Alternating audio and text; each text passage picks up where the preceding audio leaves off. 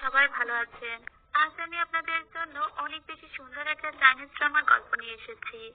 এটি একটি Chinese fantasy ড্রামার গল্প। এই ড্রামাটির নাম হলো Word of Honor. I hope গল্পটি আপনাদের সবার অনেক ভালো লাগবে। তবে ভিডিও শুরুতে ভিডিওতে ছোট্ট একটা স্পন্সর রয়েছে। হ্যালো ভিউয়ার্স, আজ আমি অনেক আমি একটি অ্যাপ সম্পর্কে কথা বলতে চাই যা সবচেয়ে বিশ্বস্ত বুকমেকার, পিএসজি এবং সিরিয়া এই অ্যাপের অফিসিয়াল পার্টনার।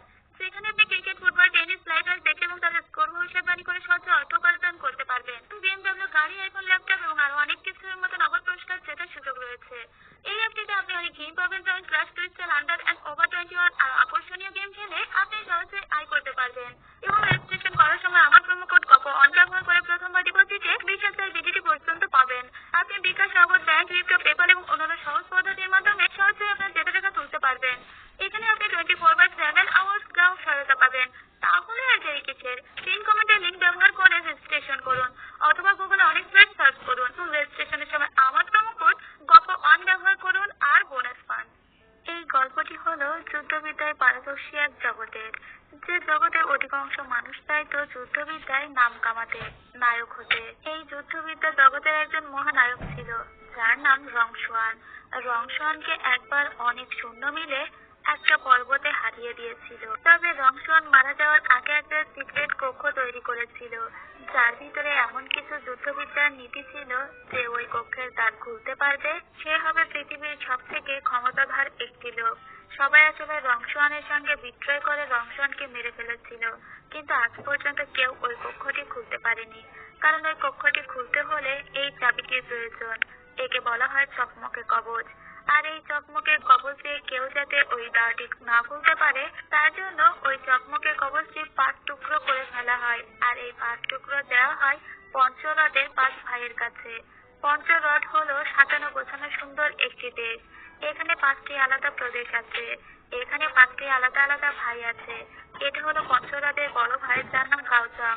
এটা হলো মেজো ভাই, যার নাম জাংজিন। পঞ্চরথের তৃতীয় ভাই মারা যায়, কিন্তু তার ছেলে চেংলং বেঁচে থাকে। এই হলো চেংলং। পঞ্চরথের চতুর্থ ভাইও মারা যায়। পঞ্চরথের চতুর্থ ভাইয়ের গোষ্ঠীকে যে লোক বাঁচায় সে হলো এই বৃদ্ধ লোকটি, যার নাম আওলাইজি। এটা হলো পঞ্চরথের পঞ্চম ভাই, যার নাম হলো সানশান। এদের 5 ভাইয়ের কাছে ওই চকমকে কবচের 5টি টুকরো অক্ষত অবস্থায় আছে। তবে এই চকমকে কবচের জন্য পৃথিবীর সব মানুষ মরিয়া হয়েছিল। যেমন ছিল 4 ঋতুধামের প্রিন্স জিন নামের একটি লোক। একইভাবে চকমকে কবচের উপরে লোক ছিল এই ঘোস্ট ভ্যালির। চকমকে কবচের পিছনে পড়েছিল পশ্চিমের বৃশ্চিক সম্প্রদায়ও। এছাড়াও চকমকে কবচের পিছনে পড়েছিল ভিক্ষুক সম্প্রদায়েরাও। তবে চকমকে কবচের জন্য কিছু মানুষের কোন রকমের আগ্রহই ছিল না। আর তেমনই একটা লোক হলো বৈনকে সিং, যে পৃথিবী ঘুরতে ঘুরতে একদিন দেখা হয়ে যায় জাওজিসু নামের একটা পরিব্রাজকের সঙ্গে। আর ওদের এই ভ্রমণ কাহিনী নিয়েই মূলত এই ড্রামার গল্প। কি হবে শেষ পর্যন্ত এই লোভী আর নিষ্ঠুর পৃথিবী, তা দেখতে হলে শেষ পর্যন্তই সাথে থাকুন। 20 বছর আগের কথা, লাখ লাখ সৈন্যর সামনে পরাজিত হয়েছিল রংসুয়ান নামের একটা শয়তান, যাকে প্রেত উপত্যকায় মেরে ফেলা হয়েছিল। তবে মারা যাওয়ার আগে সে একটা গোপন কক্ষ তৈরি করে গিয়েছিল।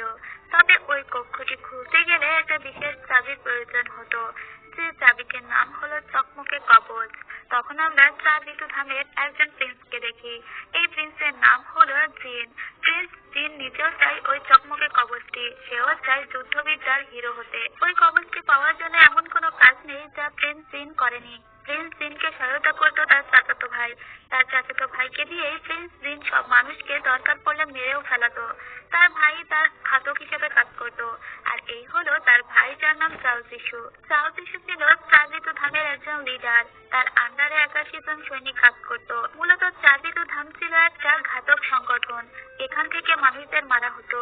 জাওজিসু একজন ঘাতক হিসেবেই কাজ করতো। জাওজিসু আজকে একজন ভালো মানুষকেই মারতে এসেছিল। এর জন্য জাওজিসুর অনুতাপ বোধ হয়। ওই লোকটি বলে, যিশু তুমি ভুল করছো, আজকে তুমি যা করছো তার জন্য তুমি জীবনে কোনোদিন শান্তি পাবে না। আমি হয়তো আজকে তোমার হাতে মারা যাব, কিন্তু আমি কোনো আফসোস ছাড়াই মারা যাব। তুমি সারাটা জীবন বেঁচে থাকবে শুধু অনুতাপ নিয়ে। তারপরেও যিশু তাকে মারতে বাধ্য হয়। এরপরে যিশু ওই লোকের মেয়েটিকে মারতে আসে, বলে যে তোমার বাবা অলরেডি মারা গিয়েছে, তোমাদের রাজ্য একদম শেষ হয়ে গিয়েছে, এখন তুমি আমার সাথে মৃত্যুবরণ করতে চাও নাকি সসম্মানে নিজেই আত্মহত্যা করবে? এখন তুমিই ভেবে দেখো তুমি কি করবে। যিশুকে না চাওয়া সত্ত্বেও আসলে সবাইকেই মারতে হচ্ছিল। তখন ওই মেয়েটি বিষ পান করে নেয় আর বলে, আমি তাহলে সম্মানের সহিতই মারা যাব। কিন্তু মারা যাওয়ার আগে মেয়েটির হাতে আমরা একটা কাঠের নকশা দেখতে পাই। এই নকশাটি দেখে যাও যিশু বলে, এটা তুমি কোথায় পেয়েছো? আসলে এটা ছিল যাও যিশুর ছোট ভাইয়ের তৈরি করা। যিশুর ছোট ভাই এই মেয়েটিকে ভালোবাসতো। মৃত্যুর আগে এটা জানতে পেরে যিশুর খুবই খারাপ লাগে। সব থেকে বড় কথা, যাও যিশুর সেই ছোট ভাইটিও মারা গিয়েছে। এই মেয়েটি বলে, এবার অন্তত আমি আমার ভালোবাসার মানুষটির কাছে পৌঁছাতে পারবো। ধন্যবাদ তোমাকে যিশু। এরপরে যাও যিশু আরো একটা কাছের মানুষকে মারতে আসে। আসলে প্রিন্স জিন যাদেরকে মারতে আদেশ দিয়েছে তাদেরকেই মারতে হচ্ছে এখন যাও যিশুকে। এই লোকগুলো তার অনেক কাছের মানুষ, কিন্তু তার সত্ত্বেও এই লোকগুলোকে তাকে মারতেই হবে, কারণ সে 6 বছর বয়স থেকেই এই দায়িত্বরত আছে।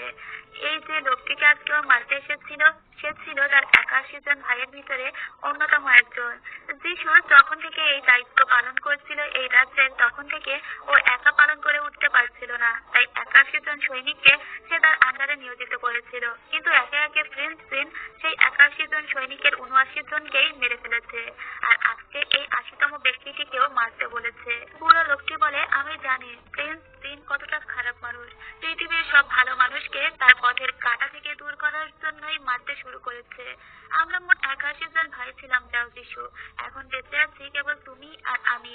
আজকে তুমি আমাকে মারতে এসেছো, কারণ আমি প্রিন্স জিনের বিরুদ্ধে কথা বলেছি, তাই প্রিন্স জিন আমাকে বাঁচিয়ে রাখবে না। কিন্তু যিশু তুমি মনে রেখো, প্রিন্স জিনের আন্ধারে তুমি আর কতকাল কাজ করবে? তার থেকেও ভালো নয় কি একটা দিন নিজের মতো করে বাঁচলে? আমি জানি যিশু আমি আর বাঁচবো না, কিন্তু যিশু তুমিও তো এই জীবন আর কতদিন বয়ে বেড়াবে বলো? এইভাবে কি কেউ বাঁচতে পারে? ঠিক আছে, তুমি তোমার শাস্তি আমাকে দাও, আমি মাথা কেটে নেব। যিশু তখন শক্ত যাতনার পেরেক বের করে। এখানে আছে মোট 7টা পেরেক। এই পেরেকগুলো এক একজন মানুষের শরীরে বিঁধে দেওয়া হলে তারা মোট 3 বছর আর বেঁচে থাকে। এই পেরেকের বিশেষত্ব হলো, এই পেরেকটি যার শরীরে ঢোকানো হয় সে 3 বছরের ভিতরে আর চোখে দেখতে পায় না, কথা বলতে পারে না এবং চলতেও পারে না, একদম পঙ্গু হয়ে যায়। অসহনীয় যন্ত্রণা নিয়ে তাদেরকে মৃত্যুবরণ করতে হয়। আর এটাই হলো 4 ঋতুধামের একটা বিশেষ শর্ত। যদি এই 4 ঋতুধামে কেউ বছরের পর বছর কাজ করে এবং একসময় এই 4 ঋতুধাম ছেড়ে চলে যেতে চায়, তাহলে তাকে নিছকই মৃত্যু দেওয়া হয় না, বরং এভাবে কঠিন ভাবে তাকে মৃত্যুবরণ করতে হয়। আর তাই চাইলেও কেউ এই 4 ঋতুধাম ছেড়ে বের হয়ে যেতে পারে না। তো মানুষ এই অসহনীয় মৃত্যু সহ্য করতে না পেরে আবারও এখানে থেকে কাজ করতে শুরু করে। শুধুমাত্র মানুষকে ভয় দেখানোর জন্যই এই সপ্ত যাতনার পেরেক আবিষ্কার করা হয়েছে। কিন্তু কিছু সাহসী মানুষ এই পেরেককে নিজের বুকের ভিতরে নিয়ে কাটিয়ে দেয় 3টি বছর, কারণ তারা আর অন্যায় অপকর্ম সহ্য করতে পারে না। এদিকে আমরা যিশুকে দেখি একটা গাছে 81টি ফুল আছে, তার ভিতরে ও একটা ফুলকে লাল করে দিচ্ছিল। এই গাছের সবগুলো ফুলই লাল হয়ে গিয়েছে একটা ছাড়া। তার মানে 81টা ভাইয়ের ভিতরে 80 জনই আজ মৃত, শুধুমাত্র ও নিজে বেঁচে আছে। তবে ওর শরীরেও এই সপ্ত যাতনার পেরেক আমরা দেখি। আসলে এটা ও নিজেই নিজের দেহের ভিতরে ঢুকিয়েছে। সপ্ত যাতনার পেরেকের আরো একটা বৈশিষ্ট্য আছে। এই পেরেক যদি বছরের পর বছর একটা করে নিজের দেহের ভিতরে ঢুকানো হয়, তাহলে ওই পেরেকগুলো নিজের দেহের একটা অংশ হয়ে ওঠে।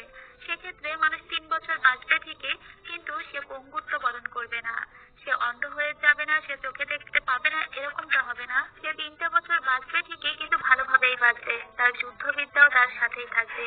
আসলে যিশু নিজেও এই সংগঠনের হয়ে আর কাজ করতে চায় না, তাই ও বহু বছর ধরেই নিজেই নিজেকে শাস্তি দিয়েছে। অলরেডি যিশু তার দেহের ভিতরে 6টি পেরেক ঢুকিয়ে নিয়েছে, আর একটি পেরেক ঢুকালেই ও মারা যাবে। ও তখন প্রিন্স জিনের সামনে আসে আর বলে, দেখুন আমি অলরেডি 6টা পেরেক আমার শরীরে নিয়েছি, আমি এই